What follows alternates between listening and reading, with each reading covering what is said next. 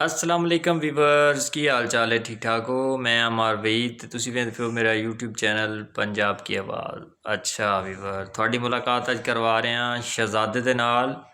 ਇਹ ਸ਼ਹਿਜ਼ਾਦੇ ਦਾ ਨਾਂ ਹੈ ਤੁਹਾਨੂੰ ਆਪੇ ਖੁਦ ਦੱਸੇ ਸੀ ਕਿ ਇਹਦਾ ਨਾਂ ਕੀ ਹੈ हाँ भाई मोहम्मद ईसा हाँ जी तेरा सीधा नाम की है पुत सामने मुँह सीधा करके दस मोहम्मद ईसा की ना है सीधा मोहम्मद ईसा मार मोहम्मद ईसा सीधा खड़ो इधर ते मैनू ये दस भी तेरे बाबा का की नाम है मार वहीद इधर वे सीधा वेख मोबाइल दे विच वेख अच्छा ते तू स्कूल जांदा होना है जानो ना केड़ी क्लास से पढ़ना है चार ते ओ चौथी क्लास से पढ़ना है हाँ जी। कितने दिन गए हैं स्कूले 4 बजे 4 बजे गया है हाँ वो 4 बजे तो स्कूल में छुट्टी हो जाती है तू केड़े 4 बजे गया है छुट्टी कब नहीं आई अच्छा छुट्टी कोई नहीं हुई है ठीक ते अरबी दा पढ़न जांदो ना जानो ना मसीते हाँ जी माशाल्लाह तेरी आपी दा की नाम है आप शालू आपी शालू दा सीधा नाम की है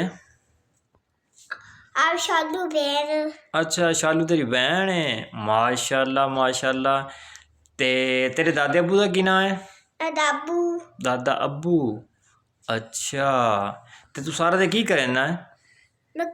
काम करना ओ तू की काम करना अच्छा पढ़ के की बनना है कित्थे जामना है के जाना है यूके जामना है अच्छा ते यूके जाके की करना है काम करना है अच्छा उत्थे जा काम करना है ते काम करके मुड़ की करना है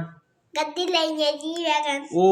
माशाल्लाह गड्डी जी वैगन लैनी है हाँ जी अच्छा ਵੀਵਰ ਤੁਸੀਂ ਵੇਖਿਆ ਕਿ ਮੁਹੰਮਦ ਈਸਾ ਦੇ ਕਿੱਡੇ ਵੱਡੇ ਖਾਬ ਹਨ ਉਹ ਪਿਆਂਦਾ ਹੈ ਕਿ ਮੈਂ ਪੜ੍ਹ ਲਿਖ ਕੇ ਨਾ ਮੈਂ ਪਹਿਲੇ ਯੂਕੇ ਜਾਵਣਾ ਤੇ ਮੈਂ ਪੜ੍ਹ ਲਿਖ ਕੇ ਉੱਥੇ ਜਾ ਕੇ ਗੱਡੀ ਲੈਣੀ ਹੈ ਕੰਮ ਕਰਕੇ ਗੱਡੀ ਕਿਹੜੀ ਲੈਣੀ ਉਹ ਪਿਆਂਦਾ ਮੈਂ ਜੀ ਵੈਗਨ ਲੈਣੀ ਹੈ ਮਾਸ਼ਾਅੱਲਾ ਤੇ ਹੁਣ ਤੇਰੇ ਕੋ ਕਿਹੜੀ ਗੱਡੀ ਹੈ जहाज वाली गड्डी ओहो जहाज वाली गड्डी है हाँ काली रंग दी अच्छा काले रंग दी है सही